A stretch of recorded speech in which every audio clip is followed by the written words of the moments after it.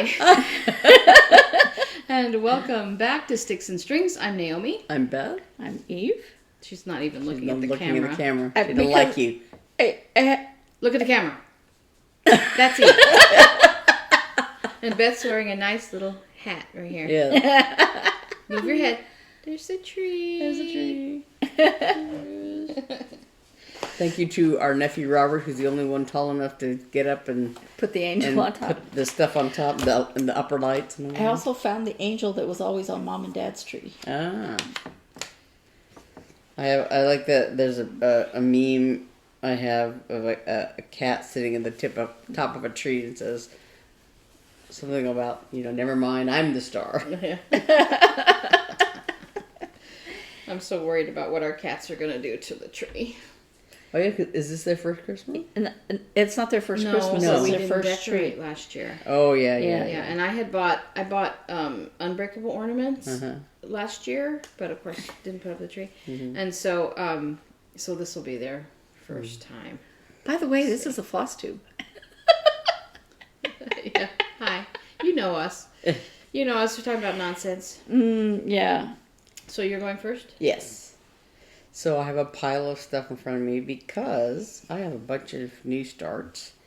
I had been working on, just a second, I want to put this here so I don't lose my place.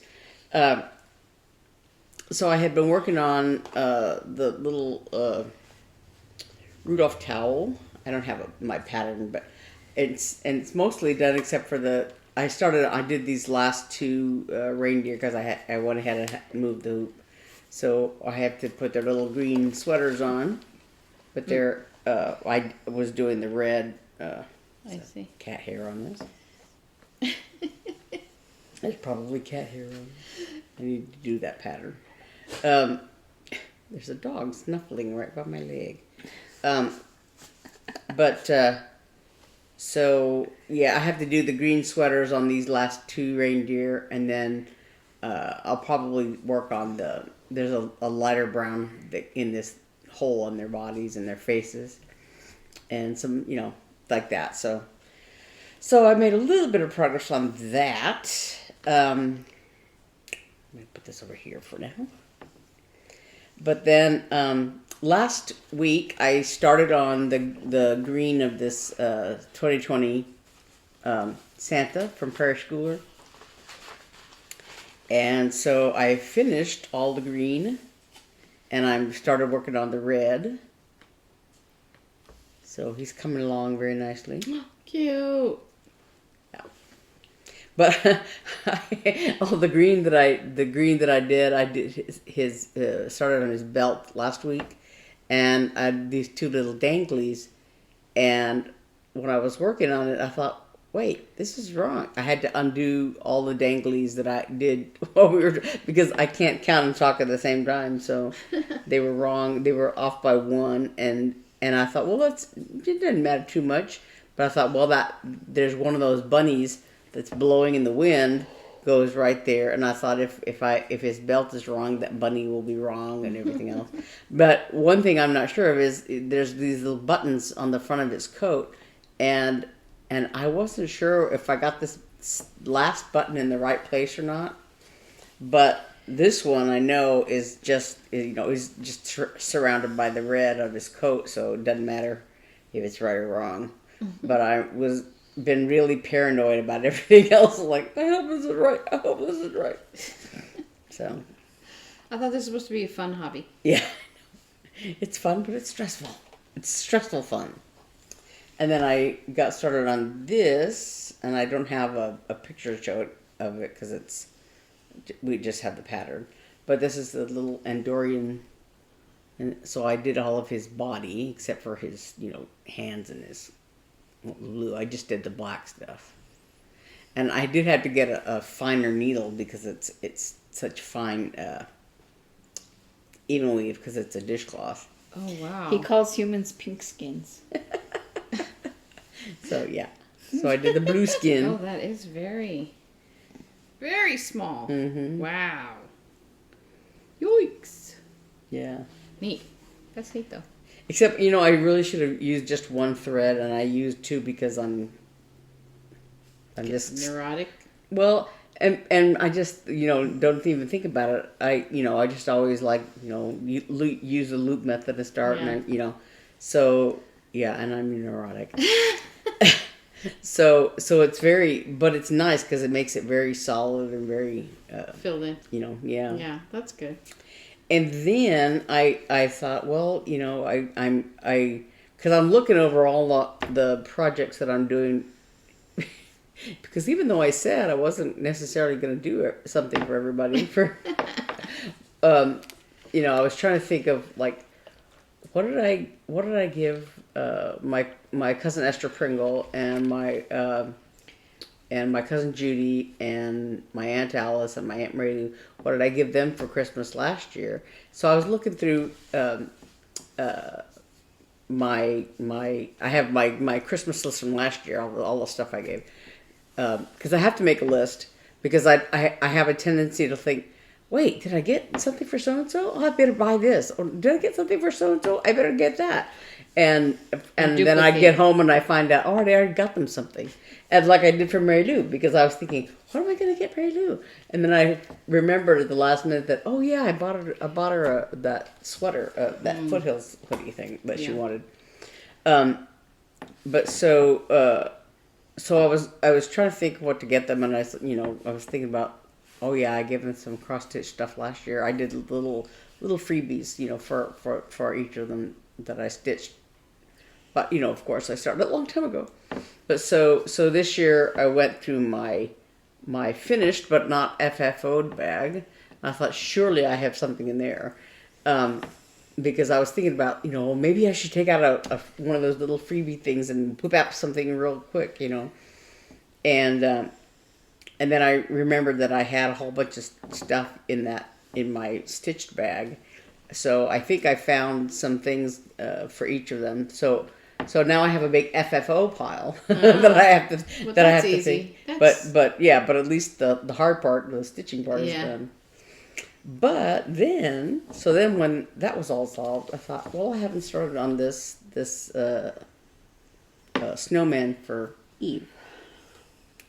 As we say in my family, there's no such thing as Santa Claus. Merry Christmas. You've already seen it. Yeah, well. But, so I... What do you mean there's no such thing as Santa Claus? You're cross-stitching Santa Claus for me. Besides the fact that when you said, pick this and I'll do it for you. Yeah. That was the gift. Yeah. So, this is fabric that I dyed. I always say this is like a Rorschach test. I had a big piece of Monaco and I dyed it, and I think it's a gray that I used, I don't know if it was pearl gray or just a regular gray.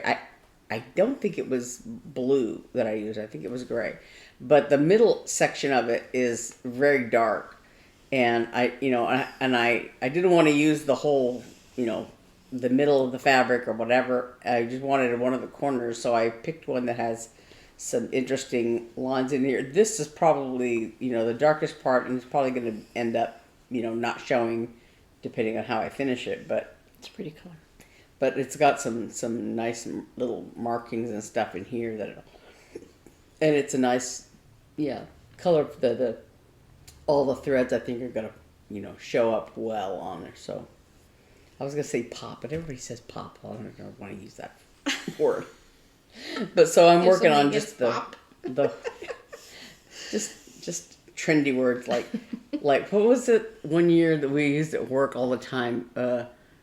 Something about synergy, I think was the word. Now it's robust. Yeah. This past year it's robust. My daughter's college would be like, because they were apologizing for the fact that the pandemic had messed everything up, but we're planning a robust this and a robust that. And I told my husband, we were on a parent Zoom, I was like, we should just drink every time they say robust.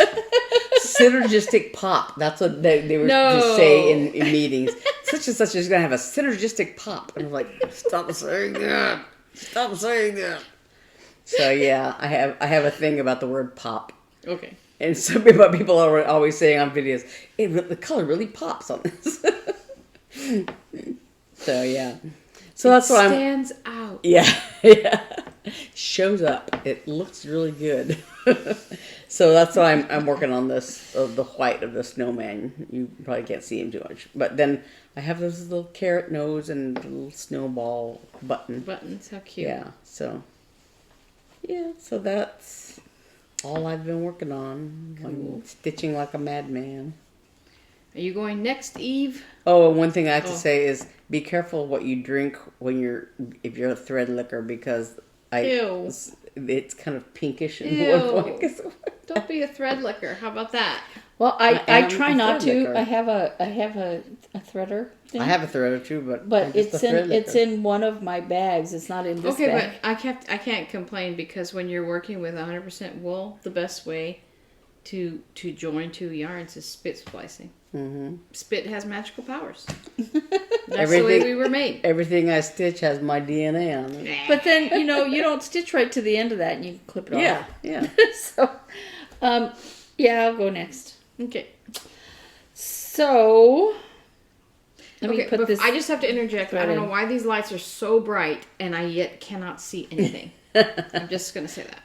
See, look, my face is washed out with light. I can't but see. I cannot see this stitching. Yeah, I can't see either, and it's because the light is bright, but it's diffuse. This is what I call ghost lights. Those LED lights that are so bright. Okay. Yeah, but sorry. Dad likes them. I know. So. I know. They're the thing now. That's okay. No, Dad likes them because he can see better. So that's what counts. Yeah, of course. No, I know. All right. So I am working on. I did it this way. Oh. Let Heaven and Nature Sing by Sweet Wing Studio. I didn't get very far since last time. Actually, I think I filled in the second color a little bit, but I'm not even done with this tree. I would sit down to do it. I've been doing a lot of the putting up the tree, and I didn't put it up. Robert put it up. But Real tree. decorating it and just unpacking boxes and putting stuff around the house. And I sit down to stitch, and I don't want to do anything. I know. What the other day you said you'd done like 2 stitches. I sat down and I did a couple, and I went, I don't want to do this. And I just sat there zoning out in front of the TV. And normally, if I sit in front of the TV, I want to be doing something. Yeah. I don't want to just sit there. And I didn't want to do anything. I was like, oh, I could work on this one. Mm-mm. I could work on that one. Mm-mm. Nope, nothing. I did get some sewing done. Oh, I did do also more on the one day that I wanted to stitch. I did a lot more on, let me find my bad picture. Where is it? Sorry about the crinkling. You know, my own pattern, The Greatest Story. Oh, yeah. So, and I promised I was going to make a better picture, and I didn't. I've got Marion. You can't see it from that far away. Marion. Mary. I put in Marion. In. I put Oh, yeah. Mary in. Not, I put Marion. Who's Marion? I don't remember Marion. Marion. So, I know you can't see it from The there. librarian. But this ornament has 3 different colors of yellow.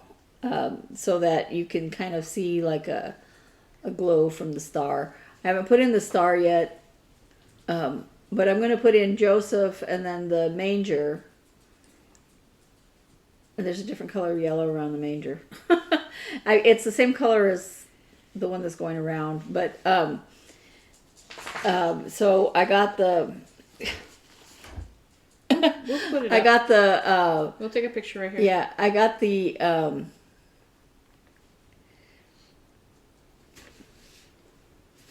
this black thing. The barn. The barn. Yeah. The creche. Yeah, I got that in and then started on the other stuff and I was enjoying it, but I'm starting on the white, I guess. Is the color I started on for the star. Joseph's hat has not hat, but you know what I mean. Turban? whatever that is. Oh, the head covering thing. Yeah. Has white too, so in order to do Joseph, and I was like, well, I might as well put in the star. This one has just a tiny bit of back stitching on it, and in the picture you can't see the difference between the color for their face and the color for the yellow, but I think you can. I think I'm going to be able to in person. So anyway, I decided to just go ahead and put the objects in before I started filling in around it. I thought it would be easier than trying to figure out which stitch to skip. So there was between that and that. Are they? I got it in the wrong envelope. Oh. So I like the one with the 3 wise men. That's neat. The little ball. Yeah, I can't wait to do those. The next, I have 2 this way and 2 this way. So I have to decide if I want to work that way, if I want to do these 2 and then that way. I see. Oh, so you're going to put them all in a line. Neat. Yeah, so that they can do a little wall hanging. You're off camera with it, but yeah. Do a little wall hanging. Cool. I was showing you. Oh. So I did that. Yesterday we did quite a bit of sewing on pillowcases. What did we figure? We're almost halfway. No, a third. I have 3.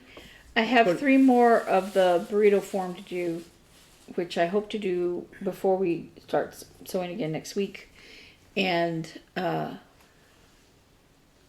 then I think it's going to go a lot faster when you're not doing both of the long seams. Yeah. So yeah, because we said 20. We had 20 something done. 29 plus the 4 at home. Yeah, and then we have a total of 70, so we're about a third of the way down. 25 times 3, right?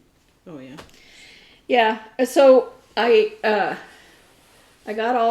fixed the grievous error on my on my cutting. Oh. And I got all. How did you fix it? Did you just remake the whole block, or did you? I took out. I took off the middle row. And re-sewed, put a new. And then row. I sewed a middle row, and then I cut that middle row in half this way. Yeah. And then had to stitch it. It wasn't fun, but I did it. So then I stitched all of these together the way they're supposed to go. So all of them are now in this form. And I measured them, and they are all very close to the 13.5 inches that they're supposed to be. The picture you sent me, I thought you had the top sewn already. You just laid it out. I laid it out. Oh, she sent me a picture from her bed. I laid it out on my bed because I thought right now there is no place flat in the house. Yeah. I thought what you were showing me was that you had put the top together already. Oh. No, because I haven't trimmed this, and I see. all of these, they're supposed to be 13.5 unfinished and 13 inches finished, and all of them. I think I'm going to have to trim them to 13.25. Because there's some, mostly they're right, but there's like a couple that, need a little bit of trim. I mean, they're not straight, Yeah.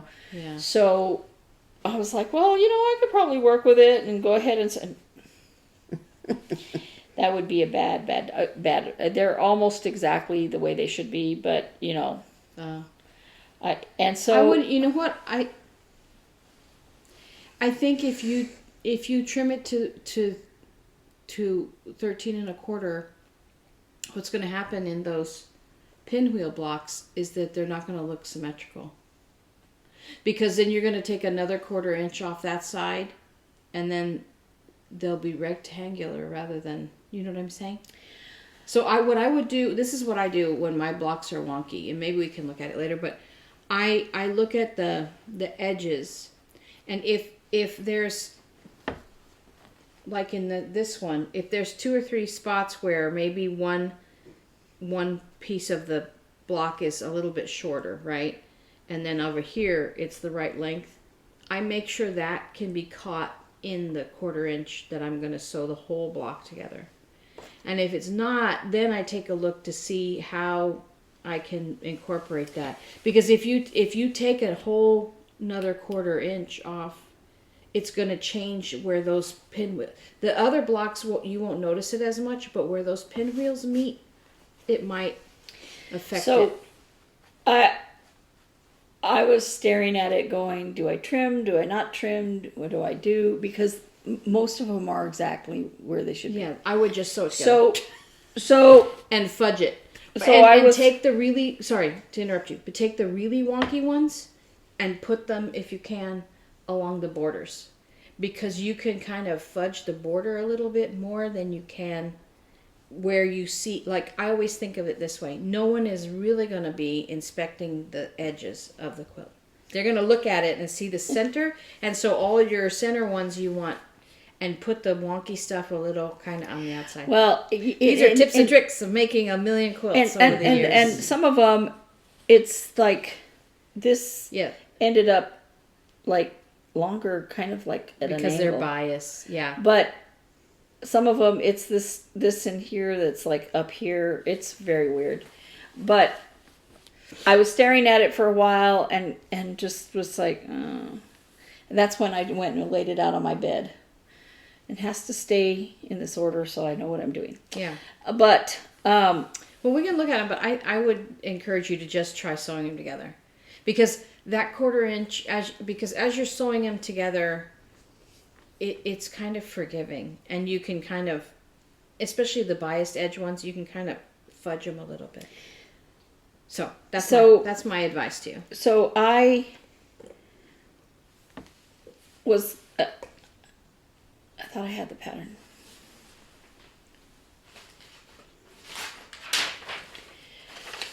I'm going to be doing this pattern because, Merry Christmas.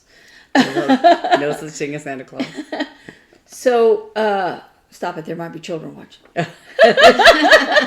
There's such a thing as Santa Claus. For old people. Yeah. This is called say it that way. This is called Calico Cats. But I didn't want to do it in these colors. Let me see. I've seen it. And I couldn't find. It's supposed to be done with charm packs, and I couldn't find a charm pack that I wanted to use. But I found a layer cake, and this layer cake. Oh, I see. Some of them look like they're sitting, and some are meatloafing. Mm-hmm. Aw, that's cute. So this layer cake had. Just pictures of cats doing stuff. See? Cute. So I cut it down. This is the right amount of 5-inch squares. Neat. Can I look at them? And here's your pattern back. Sorry. They're in right side up things, so don't switch the right side up. I just want to flip through them like a flip. So. Oh, cute. So I haven't cut the background yet. The pattern expects you to... What? This one with the little cat heads. Oh, yeah.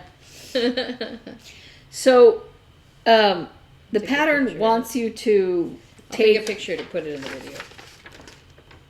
It's so cute, I can't stand it. Okay. The pattern wants you to use 2 of the dark things to highlight 2 of the light things. Yeah. But I didn't use white on the background, so I don't need to use that. This is the background color I'm going to use with that. So I may do it anyway just because. Yeah. But this is what's going to be the background color with all of that. Because Beth is not really a... There's a curled up corner here. Oh. Beth is not really a white, loving person. And she has a black cat. Yes. She has a black cat and a white cat, so gray is good. So I didn't find a border fabric that I liked. Yeah. Now, this gray, I should take a picture of it. It's got, I don't know if it'd come out on a picture. it's got gold sparkles in it, Yeah, that's neat. which is really cool because it'll be throughout the whole thing. Those are nice. Until one of the cats barfs on it. Oh, stop. It looked really nice. If a quilt can't take a cat barfing on it, what good is the quilt? Right. Exactly. I'm not making heirlooms. Yeah. I'm making, things I intend to be used and loved and washed and, That's what I always tell any quilt recipient. Please use it. Do not treat this special. Use it to its last stitch. Because that's But you what know a quilt what? is for. That's why a lot of heirloom quilts, Still- are threadbare. Yeah. Because they were loved and used. And all this work isn't for, putting in a drawer somewhere. Yeah, that's like that quilt you made me when I was in the hospital. It's on my bed. That's what I sleep with. I made Beth a quilt a long time ago. It's falling apart. But I do feel bad about the one that I somehow got from the house that I think our grandmother made. And it was just so comfortable to me that the backing started to tear, and I remember distinctly putting my toes in the tear and going. It was just the backing. But I salvaged it. I salvaged the squares that I could. I took it all apart. I washed it thinking, well, it's got to wash because it was stored, not greatly. And then after I washed it, I cut all the squares apart and I started doing some paper piecing with it just to remember the quilt with. So anyway, so yeah, you can use them and then you regret it a little bit. My grandmother did more crochet than she did quilting, but she did do quilting. She did Simple sewing, and she liked using sheets for the back. Also, she liked to crochet Afghans for wedding presents, and I got one of those, and my ex-husband used to stick his toes through it. Ew. And I took it off the bed and said, "You're not touching this anymore." And it wasn't because I didn't want to use it. Yeah. It was because, he was pulling apart the stitching. Because toward the end of my grandmother's life, she couldn't see, and so sometimes things weren't connected well when she changed colors and stuff like that because she couldn't tell if she was doing it right. So she crocheted by feel. Yeah. Mm-hmm. So I have it stored. It's just pretty boss if you think about it. Yeah. Mm-hmm. It's in my sit there and like the blanket that I have, the little throw that I have on my chair. The throws that I have on there are those little. She calls them hands. They're little things like that. She did them all, She always did them. Yeah. I think that's by sight. Anyway, I have it stored in my closet when Robert gets married. Mm-hmm. Not if he starts living with someone. Okay. Anyway, when he gets married, because it's a different level of commitment. Some people don't float in and out. More on I'll give it that to in him. another video. But yeah. Yeah, I have the one she made me too. Robert's When I very was in high school. Robert's a real traditionalist in many ways. We'll put that in stories. Anyway, that's all I have. Okay. So for me, hold on. Okay. I don't want to lose count. I'm working on Rachel's shawl today. Yay, Rachel. And but my iPad was dead, so I had to print the sheet out with the chart. I was like, why is she sending that through message? Yeah, I know. I sent it so that I sent it from my iPad to our messenger so that I could get it on my phone so that I could send it to my printer as I was running out the door. iPad? Huh? No, I haven't set up the printer on my iPad yet. I don't It know. reminds I me tried of to. And I was like, I didn't have time. And it only had 3% battery. So I was like, I can't mess with this. So that's why I put it in Messenger, got it on my phone, sent it to my printer. That reminds me of that movie, He's Just Not That Into You. Yeah. Where she talks about somebody sending a message to her, this and her email and her BlackBerry. Yeah. Yeah. The major thing I did this week was working on a quilt, and I'm going to separate it out.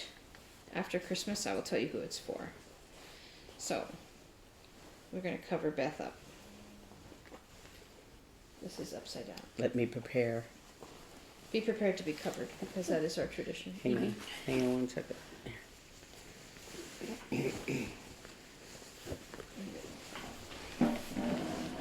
So this is the songbook pattern that I've been talking about forever. Let me lift it up a little. So it's a little wider than it is long. I'm not sure. She designed it herself. I designed this myself because these panels have the hymns in them, and there were 3 that were long like this, especially that one that says "Tune Your Heart" right there. That's okay. That's the longest panel, and the way they were put on the panel yardage, they were. I'm trying to pull it this way because it's not centered. It's okay, and then some of them are really short, like this one, and this one here at the top, this one. Mm-hmm. So they were all a little bit different, and I couldn't, and there wasn't enough white space between the 2 panels for me to make these the same size as those, if that makes sense. There was only a small amount of white space in between the 2 panels for me to cut evenly, like, you know, I tried to do at least ½ an inch in between the 2 designs, but there wasn't enough space for me to make these. I wanted to make them as long as those, and I couldn't. So, and then these little panels in here are the same hymn settings. They're just, each one is a different color, but they're all one color instead of being multicolored like that. And then the strip fabrics are part of the same line. They all go together. And so to fill in the spaces, I made these blocks, which are made from, hold it, Beth, are made from strips. Let me see, there's one that's better. That one's kind of visually hard to see. Maybe that red one, yeah. So what you do is I made a set of 4 strips, and then I made sets of 4 strips in squares, and I turned them perpendicular to one another, and then I cut them again. So that's what this triangle here is. You can see 1, 2, 3, 4 strips here, and this direction you only get really 2. And I made them light, middle, dark, and darker. And then what I did was I split them. So this actually is 2 squares from one of those sets, and the others are this one here. And I split them so that I could make a dark diamond, and then that one had a light diamond. And the same with the greens and the blues. So like, here's the light blue square, and the dark blue square is right here. See, that's dark blue diamond. So half of these actually, so it would have been like dark, dark, light, light, but I switched them around to make, so that I could make these dark things. And it's a very floral pattern, but I think that the recipient will still like it. But I need like this. Yeah? The recipient will sit like this. Yes. I need a border fabric, because I don't have enough strips to make a border with the strips, I don't think. So I'm going to get, I think, a dark blue border to go with this dark blue set. Anyway, so what I was saying was these panels were all different. And the pattern that somebody created online for these panels had one of these cut off. Like the bottom of the pattern was completely cut off because they were more interested in making them all the same size. So what I did was I bordered each hem setting, and then I trimmed the borders. So if you were to get a ruler, you'd say, oh, that's not the same width as, like, you know, one of these borders here, because I made sure that 3 of them, they're all, first of all, I made them all the same width by trimming the border fabric. And then I made 3 of them are the same height, and 3 of them are the same height. So the long ones are all the same height, and the short, fat ones are all the same height. So that, coupled with these squares here, with these squares, I bordered them, and then I had to trim them down to fit the width of the panels. And then it miraculously worked out that these little ones with two borders in between were the same length. I couldn't believe it. I was so excited when I laid them out. I'm like, oh my gosh, it worked. Because I thought, am I going to have to add more border on these strips at the bottom or something? But it worked out. It was a math miracle. Because I honestly couldn't even do the math. I was just like, I don't know. I'll see how it goes. And if I have to add more borders trim more borders. She was stressing about the fact that it's wider than it is yeah, tall. I was a little And bit. she was like, well, I could take the things I sewed on the side and put them on the top and the bottom. And I was like, but anyway, the recipient isn't going to up- care. I made this up myself because I did not want to sacrifice these. The whole point is the panel. Yeah, because I saw the one that somebody made and it had random like stars and it didn't use all of these. I used all of the little ones. And then it had this, and like I said, it was cut off at the bottom. I'm like, that's stupid. Why pay for a panel? And these are beautiful panels. I love all the flower work. She bought the panels and then stared at them for a while before she bought the jelly roll to go with them. Yeah. And then I bought the jelly roll figuring that I could, and exactly what I did. I finagled it and manipulated it. So basically what I did was I made strips. I made the panel strips, and then I made the big panel strips, and then I made these little panel strips and sewed them together vertically. But I think it's fine that it's wider than it is. Oh, yeah. And what I keep telling myself, that's a dog ear flaps. I keep telling myself, it's not going to the state fair. So even if it were, maybe it should go to the state fair. you know, you worked with what you had and made it go together. And I really like and made your own pattern. Yeah, and I really like those sort of, I won't call them star blocks, but those blocks that go in the middle. I think they I like them. They came out kind of cool, and because I manipulated them into darks and lights, it makes them different. And then I had to sit there and stare at which ones go where. But the nice thing about sewing those strips is that I didn't have any corners because the little panels don't meet up anywhere with the big panels. So I was just. Yeah, that's not going to be my case. Yeah, no. Oh, pause. We are back. My daughter called. So today I'm working on, so that's my quilt. That's what I did most of the week. And today I'm working on Rachel's shawl. Covering up my snowman. And it's coming along. What? She's covering up my snowman. She has too many. That I bought her. She has too many projectiles. I'm putting this back here. Yeah. And let's see what else. Oh, so I just brought this for fun. I put my cross stitch in here. I haven't started it yet because She still has to dye the fabric. I need to dye this fabric blue or something. But I was talking about thread drops the other day, and I put, oh, look at them. Aren't they pretty? I put them all. Except I didn't have, I had put my thread drop package away, and when I bought this black to go with it, so I just just looked it on there for temporary. But I love thread drops. They're so much fun. So this is all ready to go except for the fabric. But I like my little pouch, so I put everything in my pouch. I forgot, yeah. You got me this. Yeah, finally. I finally have a pouch.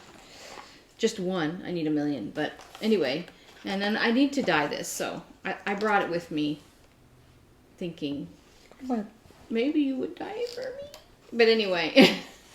Well, are these your shoes or Mine. these shoes? Okay. It's like, what is on my feet? I thought the dog was down there for a second. I thought, wait. That's not a Anyway, dog. so that's all I've done is that quilt all week. Because I'm trying to get it done for Christmas. And, but I did start back on Hannah's quilt a little bit. And because I needed border for this, so I kind of had to stop. And I was like, I made one, so I made all the right leaning stars before, right? And so I had to start on the left leaning stars, and I have to make 16 of them. And I went to sew them together, and I had completely forgotten my little system for which way the seams went. And so the first one's all it's from the front, the star's perfect, but in the back where the seams nested perfectly on all the others, this one's not quite that. And then as I was ironing it, I was like, oh. And I looked at the other one, I'm like, oh. So the second one I made is perfect. So anyway, I have to get back into that. And I keep thinking that Hannah's coming back next Wednesday, but she's not. She's coming back in 2 Wednesdays, so I have an extra week in there. So that's very good. But I think that's it for me. And she'll be here a month? Not quite. No. She leaves in middle January. It's hard to believe that she's so... She's a senior. Well, it's not just that. Oh, she got her recital dates. Did she? She got her recital date. It's going to be on a Sunday in April, right before her birthday. So we're kind of going to maybe stay a few days. I remember celebrate her birthday. When I was going to do my graduate recital in graduate school, there, everything about IU, there's it's a big music school, and everything you do involves a gigantic line. Like when we were getting our lockers, there was a big line, and there's a couple different buildings, but the main building at the School of Music is this round building, and so the hallways, go around, and so the line was like all the way around the thing. But for my recital, there was another big line. Yeah, there was another big line for recital signups, because at IU, when I was at school there, they did like. Ages? Huh? In the dark ages. In the dark ages. They did like 3 recitals a day. You could get a 5 o'clock time, a 7 o'clock time, and a 10 o'clock time. Oh my gosh. Yeah. Like 5, 7:30, and 10. Something horrible like that. And so nobody wanted a 10 o'clock time because, everybody who would go to it. But so, and then of course the more desirable dates are in the spring of each semester. Because or toward the end of the semester, because everybody wants as much time as possible to prepare. Right. But so I was going to do my graduate recital the second year I was there, and I thought I would be real clever and do it in the fall, in October, and so that I could get it over with, and and not have to fight and claw to get a time. So there's this big long line in the music building, and I went in there, and everybody had like 2 or 3 dates and times, and Yeah. And I went in there, and the first thing I wanted was like a 7 o'clock time or 7:30 time, in like, I don't know, maybe mid-October or something like that. And boom, I got it right away. And I was like, oh, wow, that's cool. So then I went and told my teacher, and he looked at the date, and he goes, well, I'll be there because I'm your teacher, and nobody else will be there. Because it was the same date as some Joseph Gingold, who's a very famous violin teacher. Was having a recital? They were doing a birthday concert or tribute concert or some kind for him. Like Joshua Bell, who was a great violinist. Yeah. He was a kid at that time. He was like a senior in high school or something like that. He was going to be there. They had like an orchestra, to play whatever pieces to. Were you able to change it? Huh? Did you change it? Oh, yeah. I had to go back and change it. It's like, okay. Because my teacher's like, nobody's going to be there. So, and he goes, and I'll be there, but I'll be mad. So I went back and chose a different date. That's funny. Yeah. So, that's hysterical. So I kept bugging her, and like, have you gotten a recital date yet? Have you gotten a recital date yet? They had to have come out. How could they not come out for the whole year? She's like, they haven't come out yet, Mom. So, right, the night before she told us what day it was, I had this dream that she went to, well, of course, it's all online. You dinosaur. Standing in line. No, but... There was no internet in those days. No, I know there was. Isn't that weird to think about? And so... And I think no such thing as email either. I know. Yeah. So anyway, the night before she got the email about it, I had a dream that she went to sign up for a time, and they said, "Oh, well, your recital will be in early January." and she said, "Well, I was really wanting one later in the spring." Like, "Oh, those were given out, in September." That was a nightmare I had. It was a music stress dream I had. But no, she said she had requested these, like a Thursday, a Saturday, and a Sunday, and with the preference on the Sunday evening, and she got it. So yeah, and I got to buy plane tickets and find a hotel room, and my lovely friends who gave us their condo last time have moved into their condo, so that is no longer available. But so yeah, we're starting to plan that, so that's kind of exciting to look forward to. But that was her calling about violin stuff. But stories. So we worked on pillowcases again yesterday, and I managed not to have any real horrible tragedies sewing the burritos together. But it does take me longer than it takes Naomi to make 2 gigantic long seams with the French seam and everything. But she had sewing machine woes. Yeah, my sewing machine kept twice it jammed up. I should have saved that. I put it in the trash. I should have saved that that paper towel. Yeah. So I've owned that. So I have 4 sewing machines. I have the old Pfaff.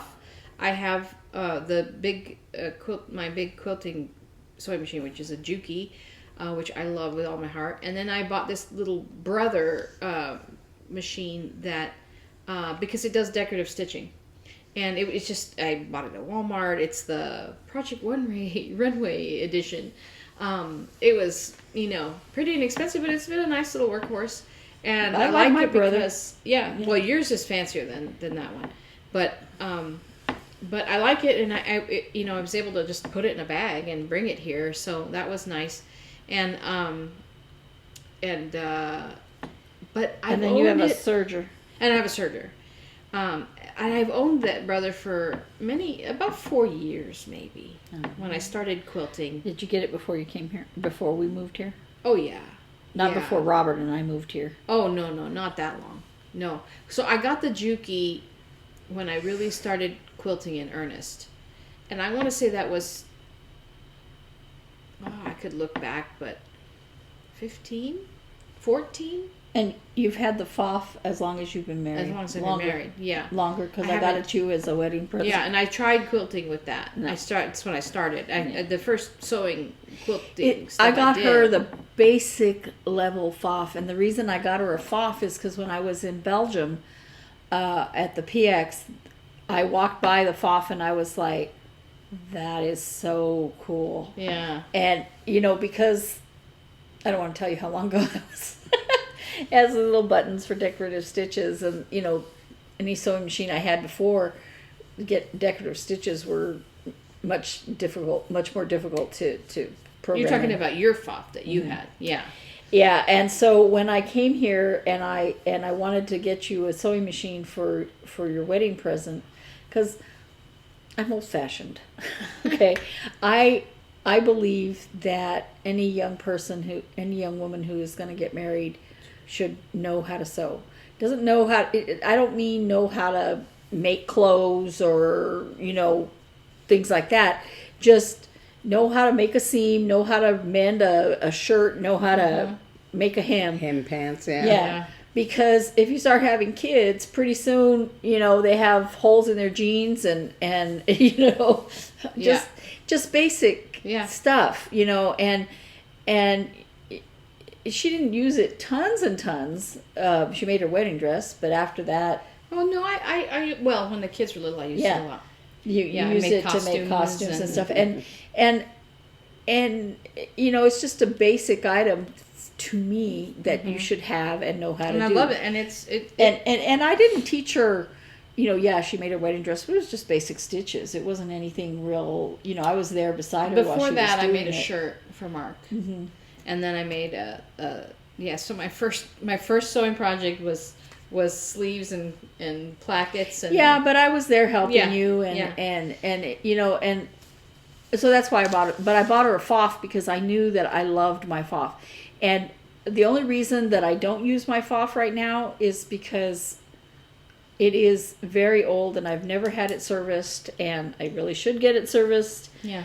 And I was like, do I want to get it serviced? Because it's starting to do a few things, you know. Or do I want to get a new sewing machine? Yeah. And because I was going to do a lot more sewing, I said, I'm just going to get a new sewing machine. Because I bought that one in Europe, and it has a weird plug. I have to have a adapted plug for it. It has a little switch on the back that'll switch it from 220 to 120, but 110. But it needs an adaptive plug, and I lost the one I had. It was just a big trial, and I was like, you know what? I need a USA one. Yeah. And I couldn't afford a Foff. Yeah. Yeah. They're really good. If you're looking at machines, they're really good workhorse machines. Yeah, I'm planning to. Nice now. I need to get mine serviced, and then when Hannah gets a permanent, she's gonna have it. I just like we said, yeah, it's good. No, yeah, good to know and, how to do. Does she know how to sew? Yeah, I taught her to make a bag, so we made a bag together when she was in high school. But so I got that brother because I was machine sewing binding. And I wanted to do something decorative on the front of a quilt, and my Juki is straight line, and the Foff the Foff does zigzags, but it's too small to shove a quilt under there and all that kind of stuff. So I bought the brother. So that was many years ago when I first started quilting in earnest, and I had not cleaned it out. No. And so what was happening was I was sewing along, and all of a sudden it would stop feeding, and it would just sit there in the same spot, you know, and the bobbin thread felt like it was pulling down inside, and I couldn't get it to move, and it happened twice, and I'm like, you know what, I think there's thread stuck inside. So then I took the whole thing apart, and I figured out how to pull a little bobbin tray out, and I took the plates off, and there was so much gunk in that machine. It was disgusting. It's sort of really satisfying to me to pick it all out of there. I love that. So anyway, but I cleaned it all out and got all the dust bunnies out of there. Years of dust bunnies, and thread. And some thread, not as much. I thought there would be a whole nest of thread in there, and there wasn't.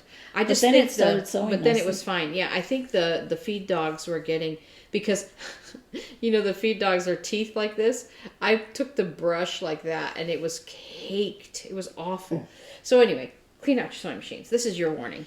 And and I do it on my Juki a lot, especially with that flannel. I was trying to take this one. I was trying to take apart my brother to clean it out, because I was sewing those charm packs and stuff, and it, you know, they dust everywhere.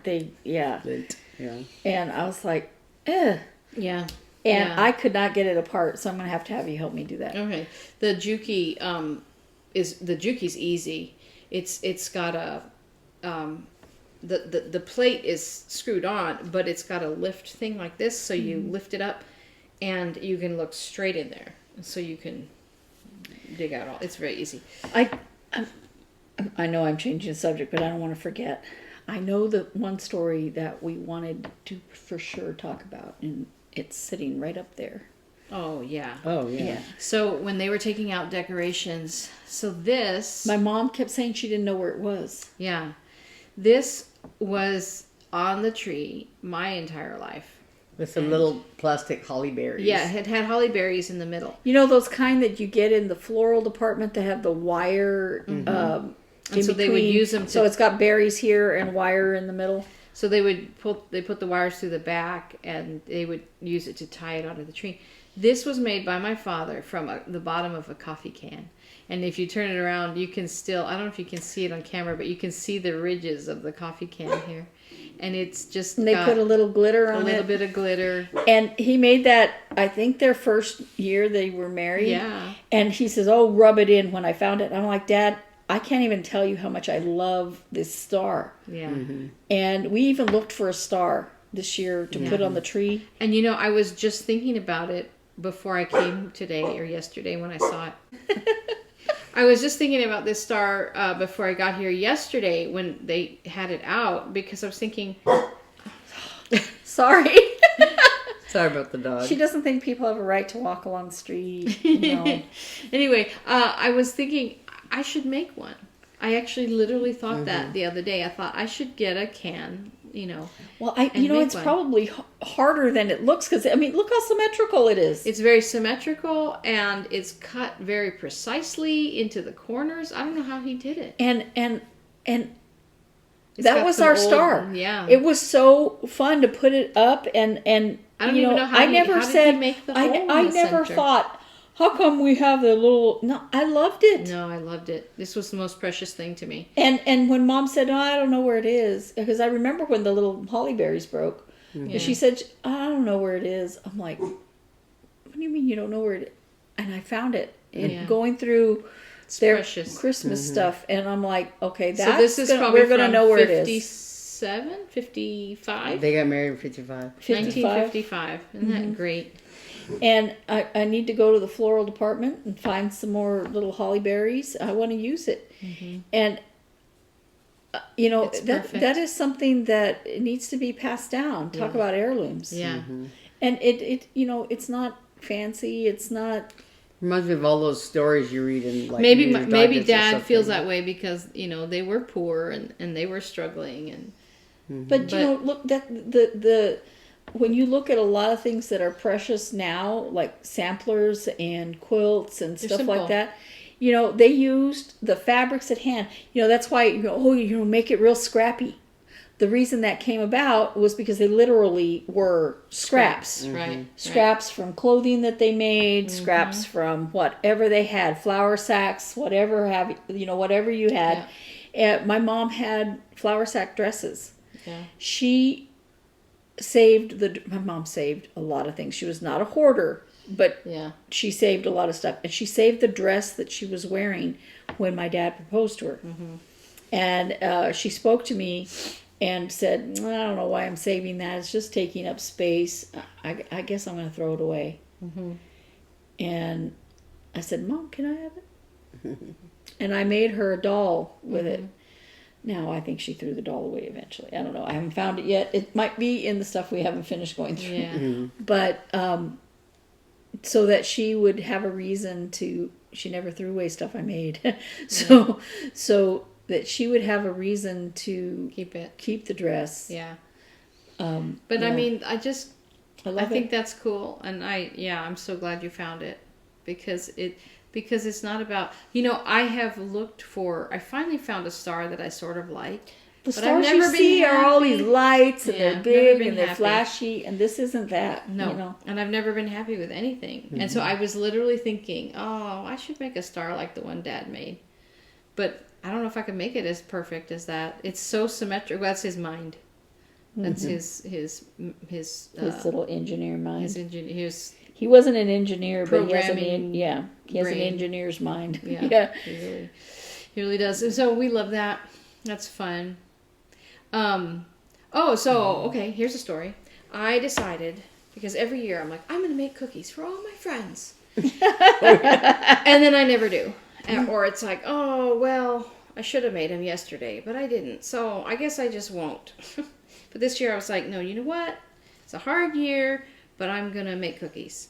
And so I picked a day, which was Tuesday, and I said, I'm going to make cookies on Tuesday and maybe part of Wednesday, because I wanted to give them out on Wednesday night because some of my friends from the Youth Symphony, and I wanted to make them.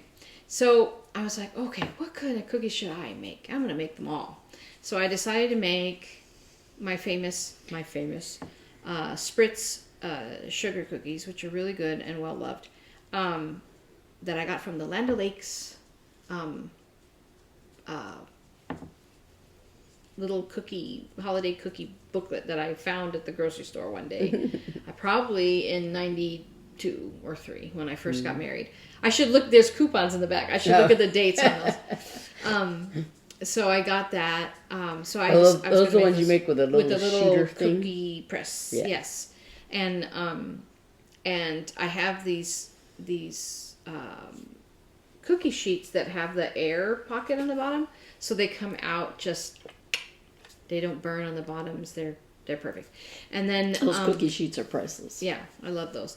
And then I decided to make our mother's recipe of sour cream cookies. Sour cream Technically, sugar it's not cookies. hers. Sour- It's from the. well, no, yeah. It's it came. It came with her oven.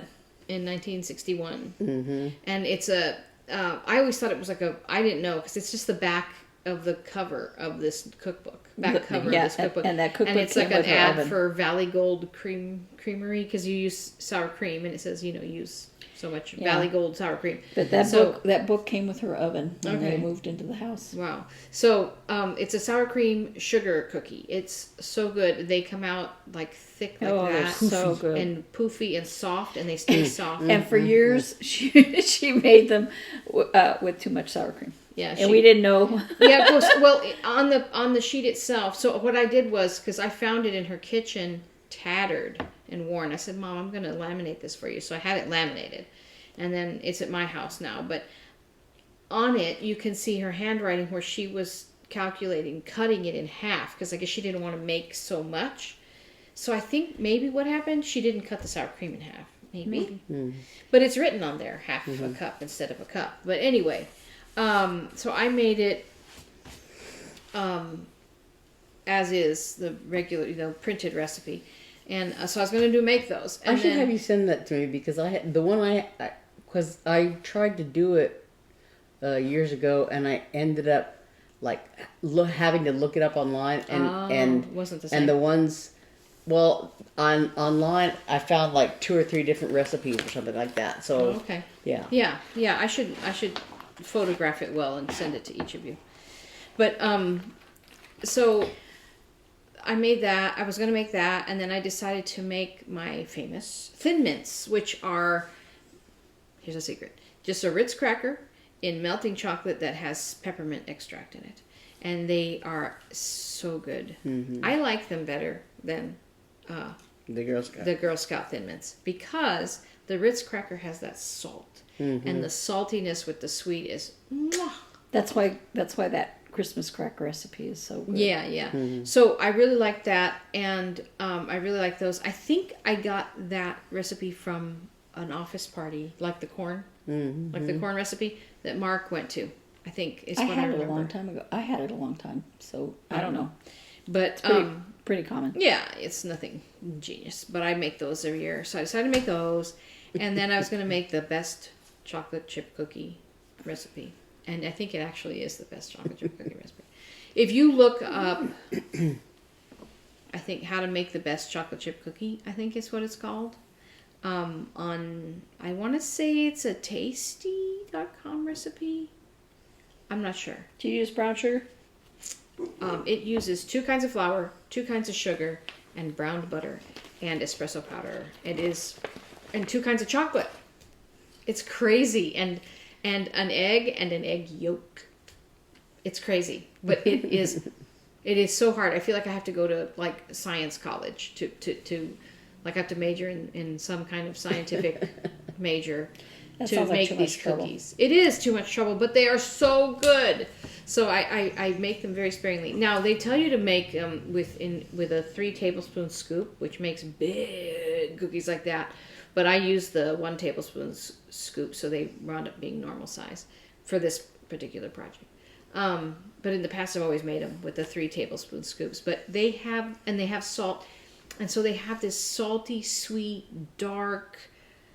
Because you use bread flour and regular flour, brown sugar and white sugar, dark chocolate bar and semi-sweet chocolate chips, and you brown the butter before you make it, and then you use espresso powder and salt also, and I think baking powder or baking soda. I can't remember, one or the other. You don't use both, and it is so good. And they have this depth to them. They are just rich and oh my gosh, they're the best. I could eat them for breakfast, lunch, and dinner, although I would die. So I was going to make those. So then I was like, okay, how do I plan this? So let's plan this. I know that the sour cream cookie recipe is very sticky. And I said, it's very sticky, right? And she says, yes. And so I decided, okay, I'm going to start with that. But, of course, I had to clean my kitchen because my kitchen was a disaster. You have to refrigerate the You have to refrigerate the dough. So yeah. I had to clean my kitchen. And then after I cleaned my kitchen and it felt bake ready, I looked through all my ingredients. Okay, what do I have? What do I need? And then I went to the store. Then I came home. And then I'm like, okay, so the first thing I'm going to do, so this is already half of my cookie day. First thing I'm going to do is make that dough because it's got to sit in the fridge for a long time. So I made the dough with the sour cream and all that. And I'm like, I sent Beth a picture. Is it supposed to be this wet? Because it is so wet. It's like not dough, but it's not. It's not a batter, but it's not. Doesn't feel like cookie dough. Yet when you work with it, you have to flour everything. Yeah, the cookie cutters, the rolling pin, the board, everything. It's worth it because they taste delicious. Now I don't make them. Yeah, it has. I cook and bake a lot, but I don't make these. Yeah, well, and it has nutmeg in it. That sour cream cookie recipe has nutmeg. So good. So anyway, I fought it into some wax paper and in half and rolled it up and threw it in the fridge. And then, so I did that. And then I decided that what would be the best use of my time after that was to make the spritz cookies. So I made the spritz cookies and then, and I'm like, I get, because then it was kind of getting on evening. My husband had orchestra rehearsal, so that was convenient because he left and I didn't have to worry about, anything. And so I was like, I'll roll out those sour cream cookies and bake those. And my first batch, okay, here's a funny story. First batch of spritz cookies goes in and I'm timing them and I'm like, I forgot to put the sugar sprinkles on. So I pull it out. They're like sweaty because they've been in there for a few minutes. I'm like, okay. And put it back. And then, so that was my first almost disaster. And then, so I made the sour cream cookies. And I'm like, gosh, do I have time tomorrow to make the ultimate chocolate chip cookies and the thin mints. Oh, the fifth kind of cookie I was going to make, thanks to Rachel, was pie crust cookies. Yeah. I had 2 pie crusts in the fridge, and I was going to buy more at the store. No pie crust. No pie crust. I was like freaking out. I'm like, well, I'm still going to use these. So that's what I did also while I was waiting. She sent me a happy text when they got back in the store. Oh no, that wasn't at the grocery store. That was at Trader Joe's. Was that at Trader Joe's? That was Trader Joe's. They have a million if you need them. So anyway, I also made the pie crust cookies that night. Which, pie crust cookies, easy. Rachel, thank you very much for this. You roll the pie crust, the pre-made dough, You roll it out, you cookie cutter it, spread it with butter, and you can either do cinnamon sugar or regular sprinkles. Bake them for 10 minutes at 400. Mwah! I like them because they're not sickeningly sweet. Mm-hmm. And I made them with cinnamon sugar since I had so many other cookies with sugar sprinkles. And they were really nice, except that they broke. They were breaking left and right. I was trying to pack them. They're very fragile. But they were good. So I made those 3 on Tuesday. It's like eating little bits of pie crust. Yeah, but they have sugar and butter. And so it was fun. And then so I did that, and that went pretty well. I had some nostalgia moments where I got kind of sad because of my mama. But and then Wednesday, I decided to make the chocolate chip cookies and the thin mints, right? And while I was thinking about it in the morning, I went, uh-oh, you're supposed to refrigerate that dough too, the chocolate chip cookie dough. And it says, I went to read it, like it says an hour or even better, overnight. Oh, well. So I made the dough. Problem, making the dough.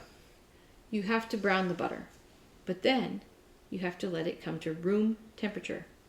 And I've discovered, if you don't let it come to room temperature, they spread really. So, and maybe if you don't, maybe the longer you refrigerate it, the better. I don't know. I'm still working on that recipe. But, so you're sitting around going, the butter is cooling, the butter is cooling, the butter is cooling. You didn't stick it in the fridge? I did stick it in the fridge, but it still wasn't room temperature. It was less hot. So I stick it. I even timed it for 15 minutes because you also don't want it to turn back into a solid. Mm-hmm. So anyway, finally I made that dough. I put it in the and you're supposed to scoop it and put it on wax paper. Put it in the dough put it in the fridge already scooped. So then you just put the little scoop balls on the thing to bake them. So that was an ordeal because I had to fit it in the fridge and da da da. So that's cooling in the fridge. I'm gonna make Thin Mints. So I'm making Thin Mints, and all day I watched all 3 Santa Claus movies. So even like thinking about those Thin Mints, I'm seeing scenes of the Santa Claus movies in my head. So I made the Thin Mints, and the first tray was done. I had it on a cookie tray, on a wax paper on the cookie tray, and I had the fridge all set up with one of my cooling trays so that I could put it above the cookie scoop things.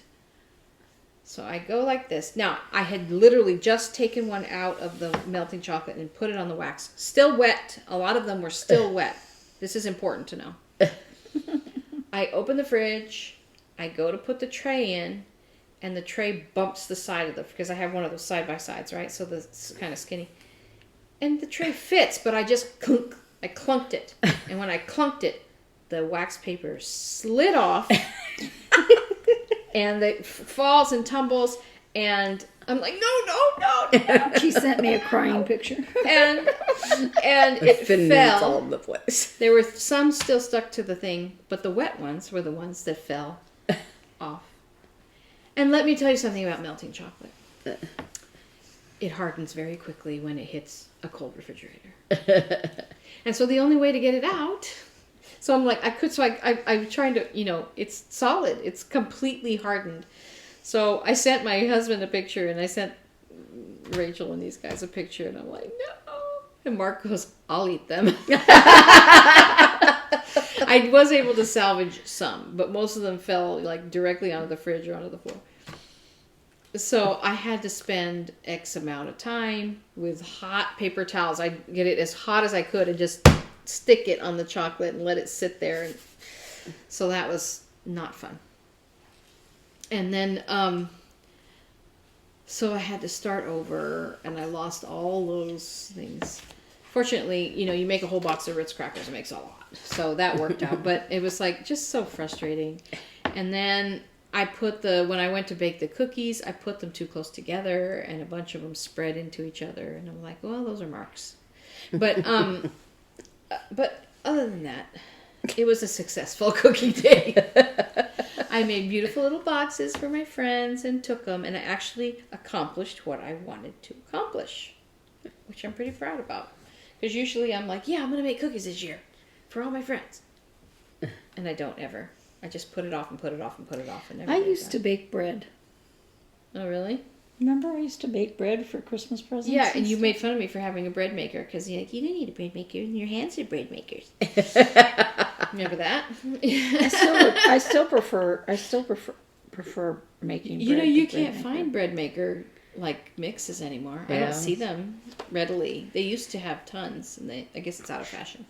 I like bread maker. I did make I made banana bread once in the bread maker recently. I have a book this thick on bread recipes. And I remember that book. Once upon a time I thought I wanted to make bread, but then I was like looking at the recipes going, that's too hard. It's called... I'm a quick bread girl. That's me. It's called... I remember that book. I don't remember.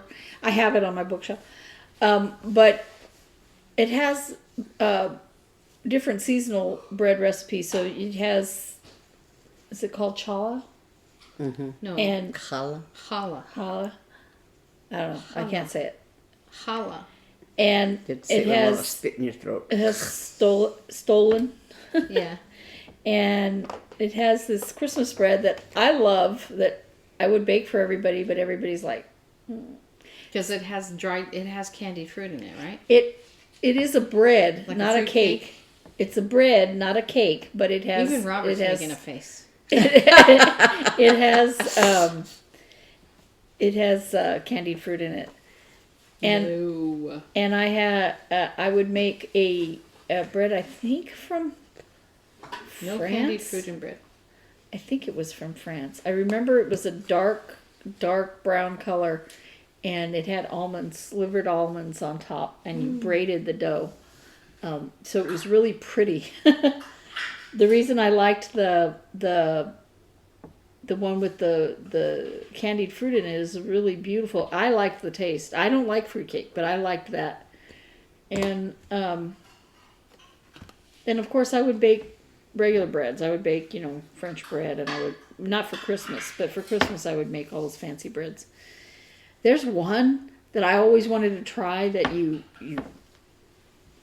pile it up like this, like a beehive.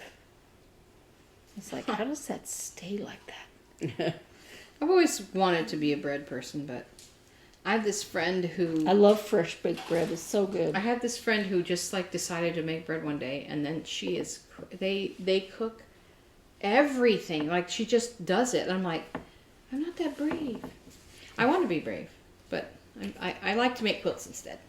And I like to knit instead. So that's my thing. I love making bread. Well, like I said, but this house, there's not enough, I don't know, counter space or something. My new oven has a proofing setting. I should make bread. Mm-hmm. But I'm very proud of myself for deciding to make cookies and actually making them and getting it done on time. So that was an accomplishment for me. But that was my big story for the week, I think. But yeah, so we better sign off because we're going to go to the movies today. Mm-hmm. West Side Story. We're going to the attic.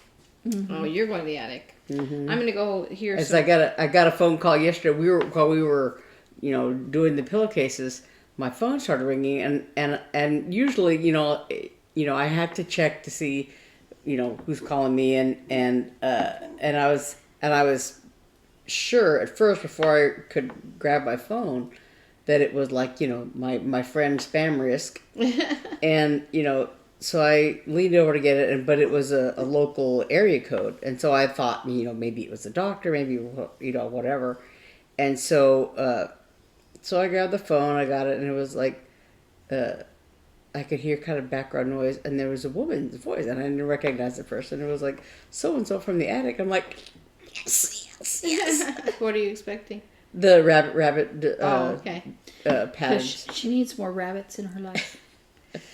Well, have fun. I'm going to go hear some Quartet kids I know play a little gig this afternoon. Then we're going to go to the movies. And I'm very excited about that because we're going to go see... What showing are we going to? West Side Story 510. 510? Yeah. Am I driving everybody again? Sure, why not? You have the big car. So... I have a boo-boo. Well, you wouldn't be you if you didn't have a boo-boo to undo. Oh, I see. When I oh no, I have a big boo-boo. Well, not an unfixable boo-boo, but a big so boo-boo. we better go. Yep, we better go. Let us know what you're baking. What are you baking this year? Yeah. Anything fun? I think I have to bake some more, but now I got to figure out what to do. I decided Eve. to do a selection of cookies for the dessert, plus a pie and the brownie. Oh yeah, so we're gonna do I think we talked about that last week, right? Mm-hmm. We're gonna do a progressive dinner, and I got to figure out what to do for dinner. Still in the But works in my brain. Cookies are fun. Cookies are fun and easy. Yeah. So I'm going to do my version of the sour cream cookies. Okay. Are you going to do them at my house? There's more room to roll things out there. Yeah, probably, yeah. Yeah. But that's the problem with bread here. Yeah. No room. I can get a copy of that recipe because when like I said, I think I had talked to Mom over the phone about it or something, or I don't remember. Yeah. But like I said, I made them for work, and I was I think I had the recipe written down or something like that, but I went online to check because I was you said that. wondering about the sour cream thing, and so I ended up with. So here's something else. I have this big vat of cookie cutters, and they're all different colors, and I went to okay, and I haven't used them very much, and they're kind of cheapy, kind of warped plastic cookie cutters. But they have, you know, seasons and everything, and I guess I bought them. I never use, I do the spritz, and that has little designs, so I never use cookie cutter cookies. But, so I occasionally will do this. So, so I took them out to try to, you know, to find the Christmas ones, and I was looking through, and as I started to, because they're all different colors, I started, I'm going to have to search through these hundreds, or whatever it is, 100 cookie cutters. And then I started realizing they're color-coded by occasion. So the Christmas ones are all green, the basic shapes are all purple, the Valentines are red, you know, like that. And I was like, I sent them a picture. I was like, I was today years old when I realized they were color-coded. That makes life so much easier. And Eve had never heard that phrase before. I had a little today years old. One of those Christmas tubs that they make to give cookies in. Yeah. I had it full of cookie cutters when I first moved out here. I know, and you lost to my first apartment, and I couldn't find them when I was getting ready to when Eve and I moved into the Baylor Street house. Yeah. And so when we were, I had them there, but then when were moving into this house, I was so sure that they were like lost somewhere or something, but then I found them. I have good. them. Yeah, that's good. Yeah, but, no, I think when I moved out of my apartment because you guys moved me out. Yeah, I remember. So so I was afraid that they were like they had gotten lost, forgotten. Well, you know, the thing is that that big, it's a big thing like this of cookie cutters, and it's really unwieldy. Mm-hmm. And I don't know how I'm supposed to fit them back in. So I'm thinking what I'm going to do is, I bought little tubs for storing cookies that are Christmassy. I think I'm going to just put them in there and store them in those. Yeah, you can put them seasonally. Yeah, because I don't feel like dealing with that, and I don't know when I'm going to need an airplane. I have a giant thing of cookie cutters somewhere. I know. Might but be, I'm saying it like, might this be, is not.